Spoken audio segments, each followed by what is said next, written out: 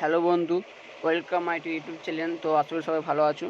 তো আজকে যেটা নিয়ে আলোচনা করব, ষোড়শ মহাজন পদ। তো ষোড়শ মহাজন পদ থেকে প্রতিটি কম্পিটিটিভ এক্সামে কোশ্চেন আসে, তো এটি খুবই গুরুত্বপূর্ণ। তো আজকের ক্লাসটা নিয়ে আমরা আলোচনা করব যেগুলি গুরুত্বপূর্ণ পরীক্ষায় আসতে পারে বা বারে বারে আসে, সেগুলি স্টার মার্ক করে দেবো। তোমরা মনে করলে খাতায় নোট করে নিতে পারো। তো এখানে বলেছে যে খ্রিস্টপূর্ব ষষ্ঠ শতকে সময়ে কোনো কেন্দ্র শক্তি ভারতবর্ষে শাসন করতো না, অর্থাৎ সেই সময় কোনো কেন্দ্র শক্তি ছিল না। তখন কী হতো যে এই সময় মূলত উত্তর ভারতের 16টি প্রধান এবং বৃহৎ জনপদে বা রাজ্য বিভক্ত ছিল। অর্থাৎ খ্রিস্টপূর্ব ষষ্ঠ শতকে কী হতো, উত্তর ভারতের 16টি প্রধান এবং বৃহৎ জনপদ বা রাজ্য বিভক্ত ছিল, অর্থাৎ উত্তর ভারতের 16টি রাজ্য ছিল। এছাড়াও কিছু কিছু ছোট জনপদ ভারতবর্ষের শাসন ক্ষমতায় বিভক্ত ছিল।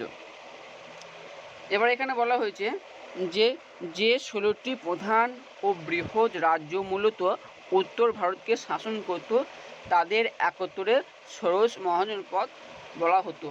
অর্থাৎ এখানে বলা হয়েছে যে সেই সময় কোনো কেন্দ্র শক্তি ছিল না যে তা ভারতবর্ষকে শাসন করবে। অর্থাৎ যে 16টি প্রধান ও বৃহৎ রাজ্য কিন্তু উত্তর ভারতকে শাসন করত, তাদের একত্রে বলা হতো ষোড়শ মহাজনপদ। তাদের একত্রে বলা হতো ষোড়শ মহাজনপদ।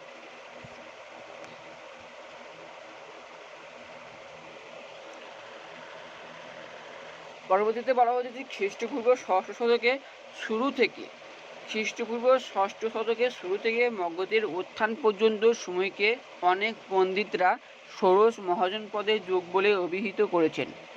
অর্থাৎ এখানে বলা হয়েছে যে জোন কথার অর্থ কী, এটা একটা গুরুত্বপূর্ণ কোশ্চেন। জোন কথার অর্থ কী? জোন কথার অর্থ হলো উপজাতি বা গোষ্ঠী। জোন কথার অর্থ হলো উপজাতি বা গোষ্ঠী। এবার বলা হচ্ছে ষোড়শ মহাজন পদগুলি হলো, অর্থাৎ শেষ সময়ে, অর্থাৎ খ্রিস্টপূর্ব ষষ্ঠ শতকে যে উত্তর ভারতের 16টি মহাজন পদ বা ষোড়শ মহাজন পদ যে রাজ্যগুলি ছিল, যেগুলি ভারতবর্ষকে শাসন করত, সেগুলি কী হলো? সেগুলি হচ্ছে অঙ্গ, মগধ, কাশী, কোশল, বিজি, মল্ল, চেদি, বর্ষক, কুরু, পাঞ্চাল, মৎস্য, সুরসেন, আসমক, অবন্তী, গান্ধার এবং কম্বোজ, এগুলি ষোড়শ মহাজন পদ। এবং এই ষোড়শ মহাজন পদের মধ্যে কিছু আছে গুরুত্বপূর্ণ, যেগুলি বেশিরভাগই কম্পিটিটিভ এক্সামে আসে, তো সেগুলো নিয়ে বেশি আলোচনা করব। তো নিচে বলা হয়েছে, নিচে ছক দেওয়া আছে, যে ছকটা তোমরা মনে বলে কৃষ্ণ মেরে বা ভিডিও কস করে তোমরা খাতায় লিখে নিতে পারো।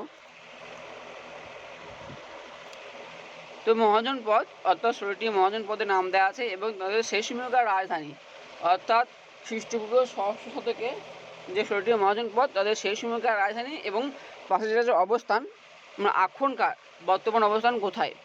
কাশী। কাশী হচ্ছে কাশী রাজধানী বারাণসী। কাশী রাজধানী বারাণসী। আর বর্তমানে কোথায় আছে? বর্তমানে অসি ও বুরুনা নামক গঙ্গা শাখা নদী দ্বারা বেষ্টিত ছিল নগরটি। কোশলটি খুব গুরুত্বপূর্ণ, এটি ভালো করে নোট করে রাখবে।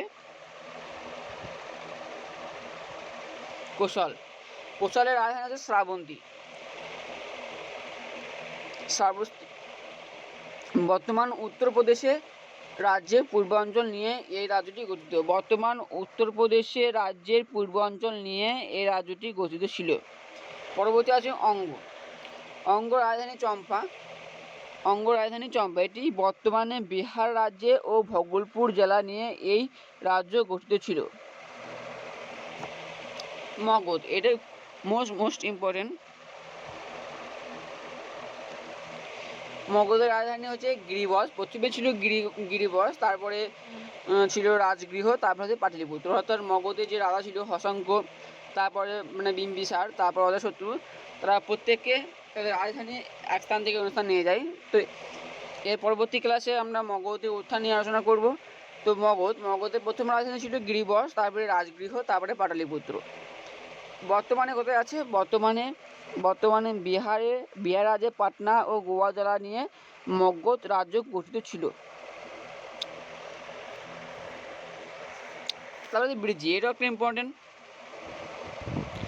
ব্রিজি হচ্ছে বৈশালী, গঙ্গা নদীর উত্তর ভাগ থেকে নেপাল পর্যন্ত, গঙ্গা নদীর উত্তর ভাগ থেকে নেপাল পর্যন্ত এই রাজ্য অবস্থিত ছিল। মল্ল বা মালব, কুশিনগড় বা পাবা, এখানে একটি মনে করা হয় যে উত্তরপ্রদেশের গোরখপুর জেলার এই রাজ্য অবস্থিত ছিল। চেদি, এর একটা ইম্পর্টেন্ট।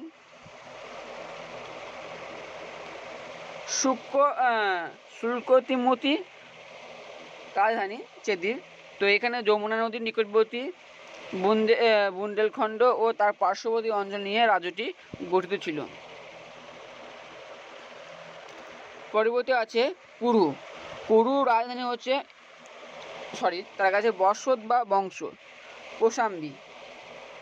এটি এলাহাবাদের কাছ থেকে গঙ্গা নদীর দক্ষিণ তীরে রাজ্যটি অবস্থিত ছিল বলে মনে করা হয়। তারপর হচ্ছে কুরু। কুরু হচ্ছে ইন্দ্রপ্রস্থ। ইন্দ্রপ্রস্থ দিল্লি ও তার কাছাকাছি অঞ্চল নিয়ে গঠিত ছিল। তার পরবর্তী আছে পাঞ্চাল। পাঞ্চালের রাজধানী ছিল অহিছত্র উত্তর পাঞ্চাল, আছে কাম্পিল্য দক্ষিণ পাঞ্চাল। রোহিলখণ্ড উত্তরপ্রদেশের গঙ্গা যমুনা দোয়াদের কিছু অংশ নিয়ে এই রাজ্যটি গঠিত ছিল। তারপর আছে মৎস্য। মৎস্য রাজধানী হচ্ছে বিরাটনগর বা বৈরাট। জয়পুর, ভরতপুর এবং আলোয়ার। জয়পুর, ভরতপুর ও আলোয়ার নিয়ে গঠিত এই রাজ্য। তারপর আছে সুরসেন। সুরসেন হচ্ছে মথুরা। সুরসেন হচ্ছে মথুরা, যমুনা নদীর তীরে। যমুনা নদীর তীরে পাঞ্চাল রাজ্যের পাশেই সুরসেন অবস্থিত ছিল। এবার যে আসমক। আসমকের রাজধানী হচ্ছে পাটালি, পটান এবং পাদ্দান। দক্ষিণ ভারতে গোদাবরী নদীর অবস্থিত ছিল এই রাজ্য। অবন্তী। অবন্তীটা গুরুত্বপূর্ণ।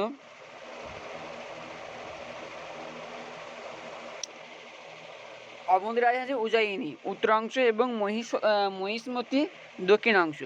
মধ্যপ্রদেশ ও মালাবারের কিছু অংশ নিয়ে এই রাজ্য গঠিত ছিল। গান্ধার। গান্ধার আছে তক্ষশিলা। গান্ধার আছে তক্ষশিলা। কাশ্মীর উপত্যকা ও তক্ষশিলা নিয়ে গঠিত সমৃদ্ধশীল রাজ্য ছিল। কম্বোজ। কম্বোজ হচ্ছে রাজপুর। গান্ধার রাজ্যের কাছেই অবস্থিত ছিল এই রাজ্য, অর্থাৎ যে গান্ধার তক্ষশিলা তার রাজধানী, সে গান্ধার রাজ্য পাশে ছিল কম্বোজ। তো এর পরবর্তী বলা হচ্ছে যে বৌদ্ধ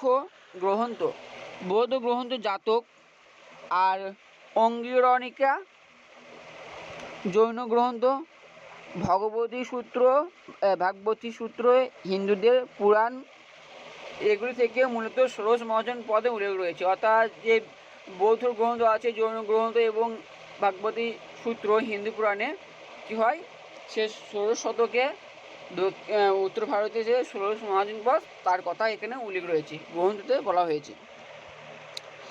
বেশিরভাগ রাজ্য ছিল রাজতন্ত্র, শুধুমাত্র বিজ্জি এবং মল্ল ছিল প্রজাতান্ত্রিক রাজ্য। অর্থাৎ রাজতন্ত্র দ্বারা রাজা বংশ পরম্পরা ছিল বেশিরভাগ রাজ্য ছিল রাজা বংশ পরম্পরা। অর্থাৎ যে 16টি মহাজন পদ, সেই 16টি মহাজন পদের মধ্যে বেশিরভাগ রাজ্য ছিল বংশ পরম্পরা, অর্থাৎ বাবা রাজা হলে তার ছেলে রাজা, এরকম। শুধুমাত্র বিজি ও মল্ল ছিল প্রজাতান্ত্রিক রাজ্য।